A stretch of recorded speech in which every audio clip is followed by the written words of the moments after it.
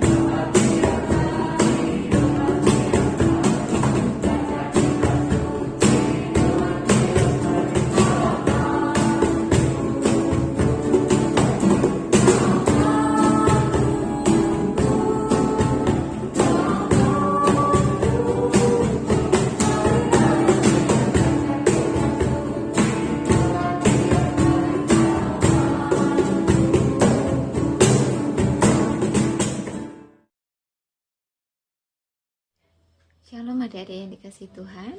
Saat ini kita akan mendengarkan firman Tuhan. Namun sebelumnya mari kita berdoa bersama-sama. Dekat tangan, tutup mata, mari kita berdoa. Tuhan Yesus yang baik, Kau memberkati hari ini ketika kami mau mendengarkan firman Tuhan. Tuhan buka hati dan pikiran kami supaya kami mengerti, meneladani apa yang difirmankan oleh Tuhan. Terima kasih Tuhan, berkati kami. Di dalam nama Tuhan Yesus kami berdoa dan mengucap syukur, haleluya, amin. Pelajaran Alkitab pada hari ini diambil dari kitab 1 Samuel 16 ayat 1 sampai yang ke-13 yang berjudul Tuhan Melihat Hati. Samuel adalah hakim dan nabi yang mengurapi Saul sebagai raja Israel yang pertama. Pada mulanya Saul adalah seorang yang baik dan sangat rendah hati. Namun akhirnya ia raja yang tidak mengikuti perintah Tuhan, sehingga Allah menolaknya. Hal ini membuat Samuel merasa sedih dan berduka cita. Untuk mengatasi rasa sedih Samuel, Allah memberikan tugas baru, yaitu mengisi tabung tanduknya dengan minyak untuk mengurapi raja yang baru, dan pergi kepada Isai, orang Bethlehem, untuk memilih salah satu anaknya untuk menjadi raja Israel yang baru. Tentu saja Samuel takut dan khawatir bagaimana ia bisa melakukannya. Jikalau Saul mengetahui atau mendengarnya, pastilah dia akan dibunuhnya karena Saul merasa marah. Tetapi Allah berfirman, Allah memiliki cara untuk mewujudkan keinginannya. Jangan takut dan pergilah ke Betlehem untuk bertemu dengan Isai. Bawalah seekor lembu untuk dijadikan korban bakaran di Betlehem. Undanglah Isai, aku akan mengurapi salah satu anaknya yang menjadi pilihanku untuk menjadi raja berikutnya bagi Israel. Lalu Samuel berangkat ke kota Betlehem dengan lembu muda untuk dijadikan korban bakaran bagi Allah, dan dia mengundang Isai untuk datang pada korban persembahan itu. Dan sampainya di Betlehem, para tua-tua terkejut mendapatkan Samuel yang datang. Mereka mengira-ngira kabar apa yang dibawa oleh Samuel. Adakah kabar keselamatan yang engkau bawa? Lalu Samuel mengatakan bahwa mari kita adakan korban persembahan bagi Allah di tempat ini dengan lembu yang aku bawa. Dan ketika ia mengundang Isai, dia mengurapi dan menguduskan anak-anaknya, lalu berdoa kepada Allah untuk mengkuduskan Isai. Lalu Samuel berkata kepada Isai, bawalah seluruh anak-anakmu, Tuhan akan memilih salah satu dari mereka untuk dijadikan raja bagi Israel. Lalu datanglah anak Isai. Lalu Tuhan berfirman, undanglah Isai, aku akan mengurapi salah satu anaknya yang menjadi pilihanku untuk menjadi raja berikutnya bagi Israel. Lalu Samuel berangkat ke kota Betlehem dengan lembu muda untuk dijadikan korban bakaran bagi Allah, dan dia mengundang Isai untuk datang pada korban persembahan itu. Dan sampainya di Betlehem, para tua-tua terkejut mendapatkan Samuel yang datang. Mereka mengira-ngira kabar apa yang dibawa oleh Samuel. Adakah kabar keselamatan yang engkau bawa? Lalu Samuel mengatakan bahwa mari kita adakan korban persembahan bagi Allah di tempat ini dengan lembu yang aku bawa. Dan ketika ia mengundang Isai, dia mengurapi dan menguduskan anak-anaknya, lalu berdoa kepada Allah untuk mengkuduskan Isai. Lalu Samuel berkata kepada Isai, bawalah seluruh anak-anakmu, Tuhan akan memilih salah satu dari mereka untuk dijadikan raja bagi Israel. Lalu datanglah anak Isai. Bapak Isai memiliki 8 orang anak. Ini Bu Yana punya gambarnya, tapi kartun. Ada Eliab, Abinadab, Simea, Nathanael, Radai, Osem, Nathan, dan yang paling bungsu adalah Daud. Nah, waktu Samuel melihat Eliab, dia berpikir dalam hatinya, inilah orang yang diurapi oleh Allah, karena Eliab memiliki tubuh yang tinggi, tampan, dan berwibawa. Wah, pastilah ini cocok untuk menjadi raja bagi orang Israel. Tetapi Allah berfirman, aku melihat hati, bukan aku melihat muka atau wajah. Lalu Samuel melihat Abinadab, Simea, Nathanael, Radai, Osem, dan Nathan, tetapi Allah tidak memilih mereka. Lalu Samuel bertanya kepada Bapak Isai, apakah masih ada anakmu yang lain yang tidak ada di sini? Lalu kata Bapak Isai, masih ada anakku yang bungsu, namanya Daud, tetapi dia sedang mengembalakan kambing domba di padang. Lalu kata Nabi Samuel kepada Isai, panggillah Daud, karena kita tidak akan memulai makan jika Daud tidak ada di tempat ini. Maka Pak Isai memanggil Daud untuk datang. Nah, kira-kira Daud begini ya gambarnya. Daud masih kecil, masih muda, bukan kecil ya, masih muda. Di dalam firman Tuhan dikatakan bahwa pipinya masih kemerah-merahan, matanya indah, dan wajahnya elok. tampan. Banyak diceritakan di dalam firman Tuhan di Alkitab bahwa Daud adalah seorang yang pandai untuk memainkan alat-alat musik untuk memuji Tuhan, dan dia bertanggung jawab ketika dia menjaga kambing domba di padang. Walaupun sendiri, Daud diceritakan dalam firman Tuhan, dia seorang yang pemberani, yang menjaga kambing dombanya dengan sangat baik. Nah, sesampainya Daud di rumah itu, di hadapan Samuel, Allah berfirman, inilah anak yang aku urapi, yang aku pilih untuk menjadi raja bagi orang Israel. Lalu Daud pun mengambil minyak urapannya, mengurapi Daud yang baru datang, dan memilih dia menjadi raja bagi orang Israel di hadapan seluruh keluarganya dan keluarga terdekat di tempat itu. Nah, dari firman Tuhan ini mengajarkan kepada kita segala sesuatu tidak boleh diukur dari pandangan manusia, apakah itu tampan, tinggi, berwibawa secara ukuran manusia, tetapi semuanya didasarkan dari kehendak Tuhan, dari firman Tuhan. Nah, adik-adik, apakah adik-adik pernah memilih-milih teman ketika berteman? Apakah adik-adik pernah melakukan pembulian pada teman, kepada adik, saudara, kakak? Apakah pernah? Nah, misalkan seperti ini ya, di gambar ini ada seorang anak yang gemuk yang diejek oleh temannya. Ataukah yang seperti ini? Nih, anaknya sepertinya pendiam, tapi rajin belajar, terlalu rajin. Jadi teman-temannya malah tidak menyukainya. Nah, apakah pernah melakukan seperti itu?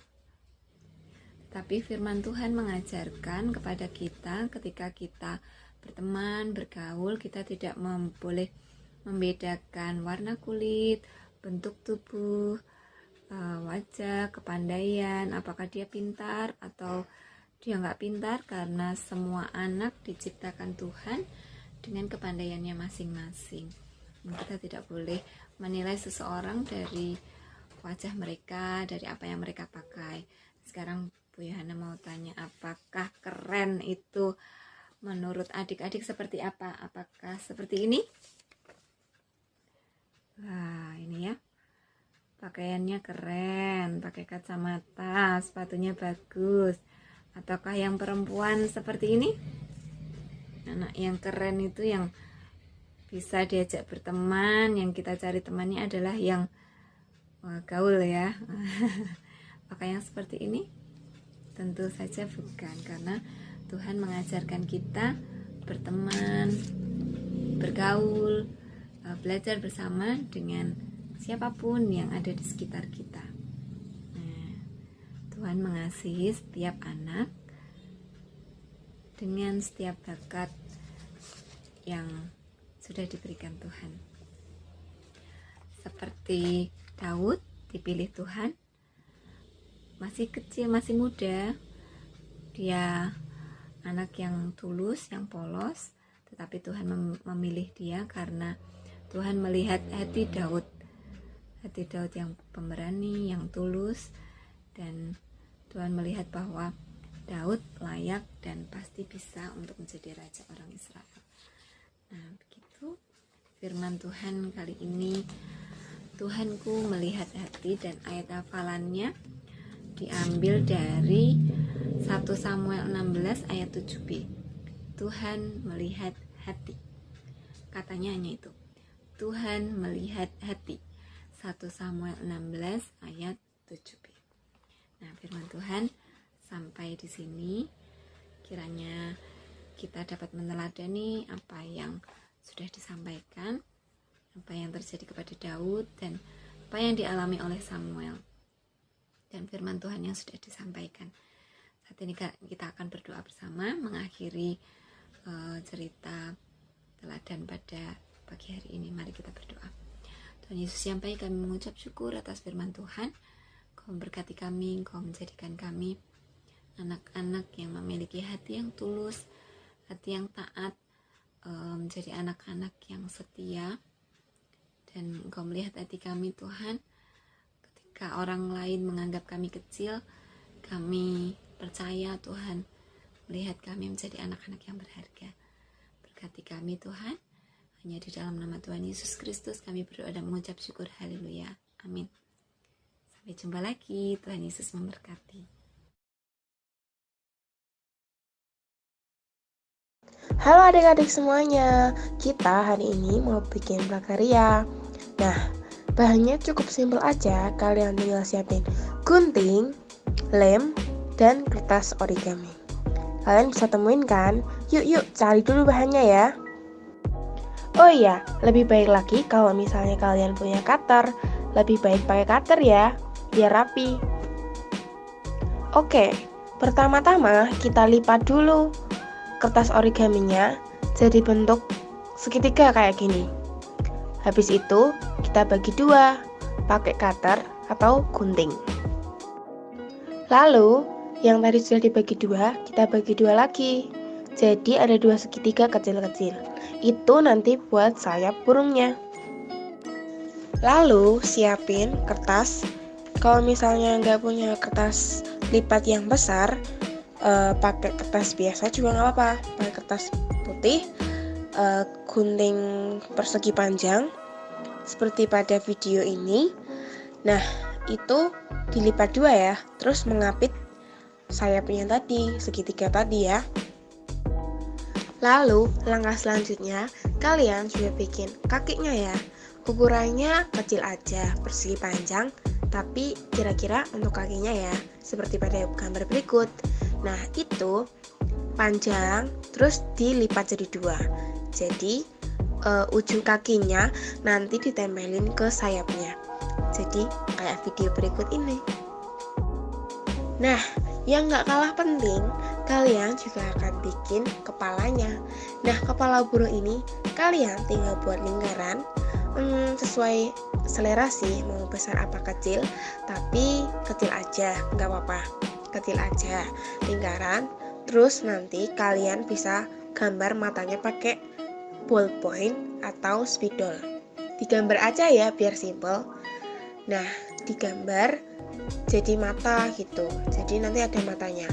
Nah, untuk paruh burungnya kayak di gambar berikut ini, itu memakai